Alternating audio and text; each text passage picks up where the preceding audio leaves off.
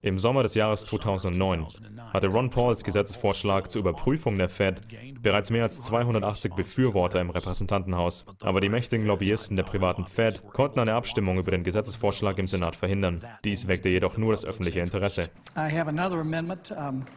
I have been informed that the majority plans to block consideration of this amendment, which is number 1367, regarding the transparency at the Federal Reserve. Madam President, I'd like to call up Amendment 1367. Without objection, the clerk will report.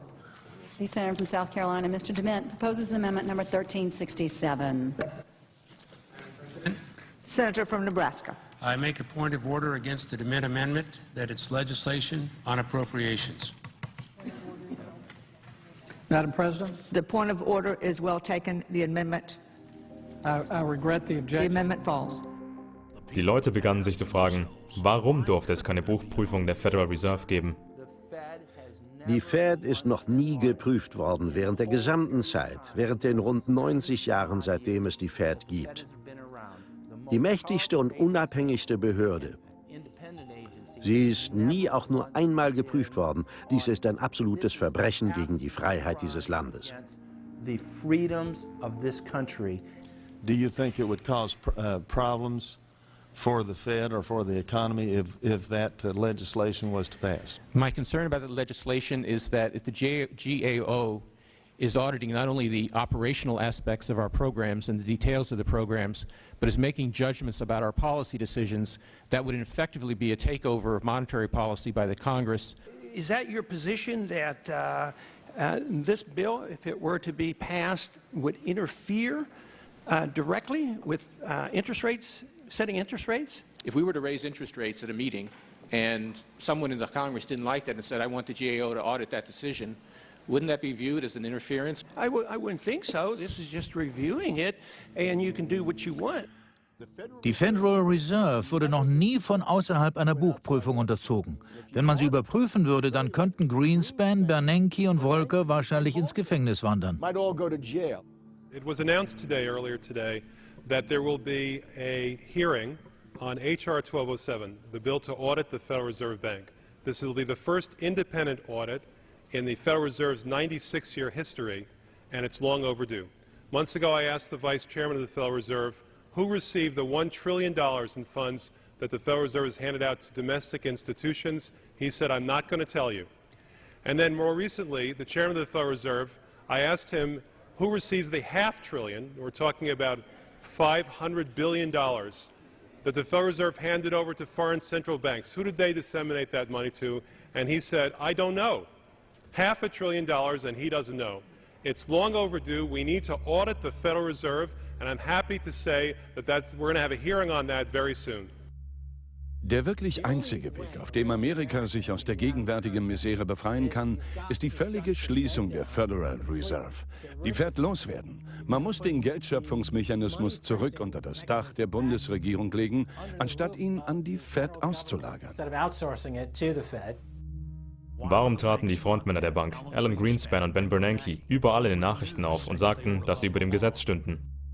What is the proper relationship, what should be the proper relationship between a chairman of the Fed and a president of the United States?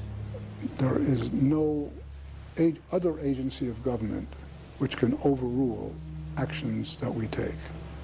What the relationships are don't frankly matter. Eine Graswurzelbewegung, die verlangt, dass der private Federal Reserve verstaatlicht wird, wurde im ganzen Land schlagartig größer. Die Dynamik hat sich verändert. Nun sind es die arroganten Zentralbanker, die es mit der Angst bekommen. Sie hatten geplant, ihre inszenierte Krise zu benutzen, um eine allmächtige Weltzentralbank einzuführen. Sofort wird jedes andere Land zur gleichen Zeit aktiv. Der Internationale Währungsfonds wird beim G20-Treffen erwähnt. Das heißt, dass er zur vollen Machtfülle gebracht werden müsse. Und wir brauchen ein zweites Bretton Woods für Weltsteuern. Was ist die Weltregierung? Jahrzehntelang haben die Medien ihre Existenz geleugnet. Und nun sagen sie, oh ja, es wird eine Weltregierung geben, eine neue Weltbank und wir werden an jene unsere Kohlenstoffsteuern zahlen. Worum handelt es sich? Es ist nichts weiter als eine private, feindselige Übernahme jeder souveränen Nation auf dieser Welt. Und wenn man dann diese Philosophie dieser globalen Konzernhäuptlinge betrachtet, dann sieht man, dass es sich um die Dominanz über die Armen, die Bevölkerung dreht. Laut dieser Ansicht hat Menschenleben nicht nur einen geringen Wert, es hat einen negativen Wert. Egal was sie tun, sie haben ihre Begründung, dass es höheren Interessen dient, wenn man mehr Menschenleben beseitigt. And so no matter what they do, they have the rationale that it's in the greater interest to get rid of more human lives. They are so arrogant. Die sind so arrogant und selbstsicher. Sie sagen, ja, wir haben die Europäische Union geschaffen, wir haben den Euro geschaffen. Und das stammt von den Bilderberg-Leuten. Wir werden eine Weltbank erschaffen, wir werden eine Weltregierung erschaffen. Die verkünden das laut und deutlich.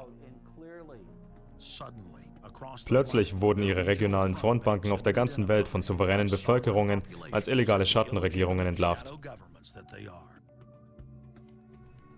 Die Lenker hatten zu überhastet gehandelt und ihren Einfluss verraten. Völker auf dem ganzen Planeten durchschauten die Fassade des Establishments, durchschauten die Marionettenregierungen und sahen die globalen Architekten, die deren Fäden zogen. Wo ist das amerikanische Volk? Warum haben sie ihre Würde verloren? Was hält sie davon ab, sich dagegen zu äußern? Warum sind sie zu Duckmäusern geworden, die den Rattenfängern folgen? Wie können sie zu diesen armseligen Politikern aufschauen? Pathetic politicians. Go sit down. I have a question for this young man. He has the right to be represented. I'm his father, and I want to talk to you face to face. Crooked door.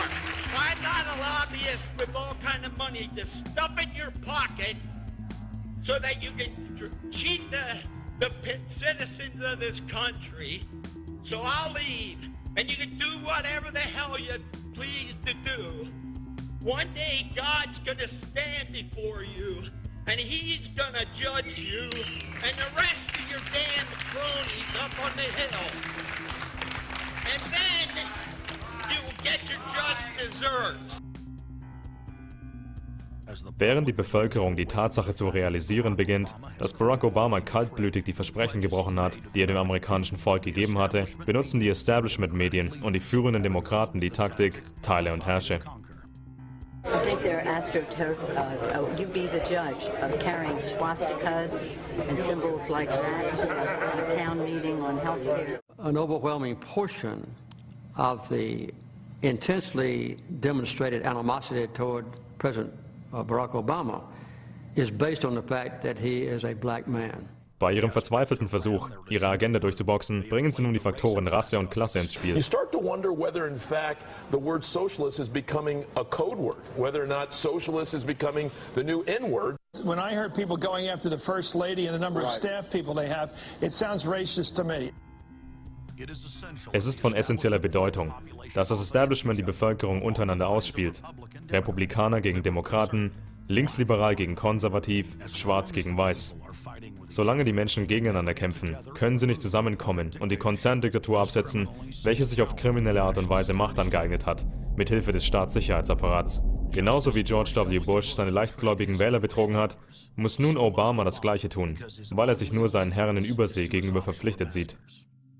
President Obama today nominated Ben Bernanke for a second four-year term as Federal Reserve Chairman. The president called his actions on the global financial crisis bold and out of the box. As an expert on the causes of the Great Depression, I'm sure Ben never imagined that he would be part of a team responsible for preventing another.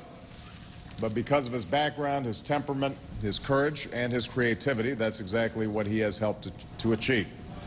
And that is why I am reappointing him to another term as chairman of the Federal Reserve. Obama hat also durch seine Handlungen, ungeachtet seiner Worte, sehr deutlich gemacht, wem er gehört, für wen er arbeitet und wem er dient. Nicht dem amerikanischen Volk. Es ist so offensichtlich für jeden, der aufmerksam ist, dass der Präsident der Vereinigten Staaten nicht wirklich die Kontrolle hat. Sei es nun Gerald Ford oder Jimmy Carter oder Ronald Reagan oder Clinton oder Bush oder der zweite Bush. Mit Obama ist es nicht anders. Und zu glauben, dass er eine unabhängige Person ist, ist einfach nur verrückt. Und wie Franklin Delano Roosevelt gesagt hat, Präsidenten werden ausgewählt, nicht gewählt.